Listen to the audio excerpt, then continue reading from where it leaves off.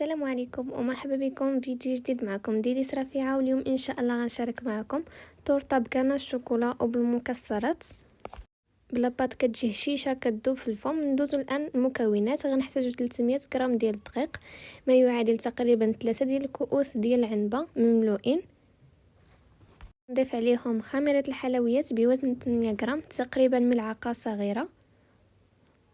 وغنضيف عليهم ايضا السكر. عندي هنايا 100 غرام بين السكر سنيده والسكر كلاصي، يمكن لكم تستعملوا غير نوعيه واحده فقط. هنا غنضيف عليهم ملعقه صغيره من بودره ديال الفاني، يمكن لكم تعوضوها بكيس ديال سكر فانيليا. وغنضيف عليهم الزبده. عندي هنايا 100 غرام ديال الزبده اللي ذوبتها من قبل. وغنبدا نخلط هاد المكونات مع بعضياتهم حتى كتخلط لينا الزبده مع الدقيق. ومباشره غنبدا نضيف عليهم البيض بالتدريج. بالنسبه للبيض يكون متوسط في الحجم. غنضيف البيضه الاولى وانا كنشوف الخليط ديالي وكنضيف البيضه الثانيه. كيف ما كتلاحظوا معايا غنبقى نجمع الخليط بدون دلك حتى كنتحصلوا على واحد العجينه اللي كتكون رطبه بهذا الشكل. غنخليوها ترتاح شويه. وهنا عندي مول دهنتو بالزبده من قبل، يمكن لكم تستعملوا اي مول متوفر عندكم. من بعد ما سرحت لاباط غنحطها في المول وغادي نساويها من جميع الجوانب، ما نخليوهاش تكون غليظه وفي نفس الوقت ما نرقوهاش بزاف. هنا غناخذ واحد الفورشيط وغنتقب به لاباط مزيان. مباشره غندخلوها للمجمد لمده ديال 10 دقائق وندخلوها للفرن اللي يكون ساخن من قبل على درجه 180. النار تكون مشعوله غير من الاسفل فقط حتى كتقرب للطيب لينا، وكنشعلوا ليها النار من الاعلى غير واحد 5 دقائق وكنخرجوها.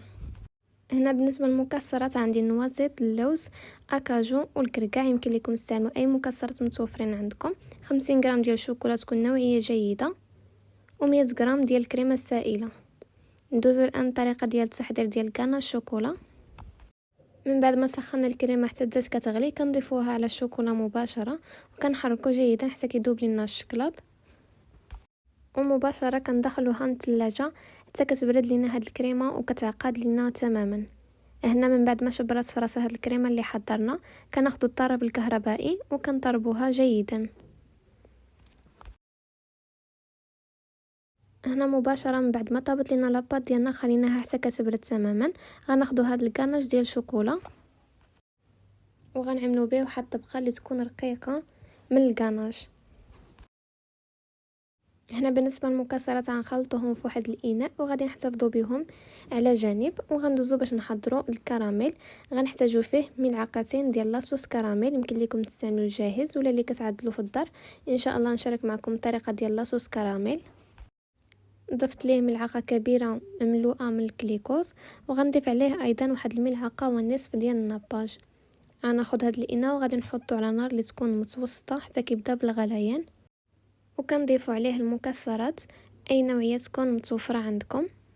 كنرجعوا الاناء ديالنا على النار لمده ديال 5 دقائق ومباشره كنحيدوهم وكنخليهم حتى كيبردوا لينا. بالنسبه للطوطه حتى هي كنكون دخلناها للثلاجه من قبل. من بعد ما كيبردوا هاد المكسرات كنضيفوهم على لاطاغ ديالنا وكندخلوها للثلاجه غير كتبرد شويه وكنقدموها. كيكون هذا هو الشكل ديالها النهائي. من بعد ما كتوجد كتجي لذيذه، يمكن لكم تعتمدوها في الطلبيات ديالكم. بالنسبه للناس اللي بغاو يخرجوها كوموند فممكن انكم تخرجوها بين 100 و 120 درهم. فبالنسبه للناس ديال طنجة بغاو اي كوموند ما عليهم غير يتواصلوا معنا عبر الانستغرام ولا على الرقم اللي ظاهر في الشاشه. ومرحبا بالطلبيات ديالكم.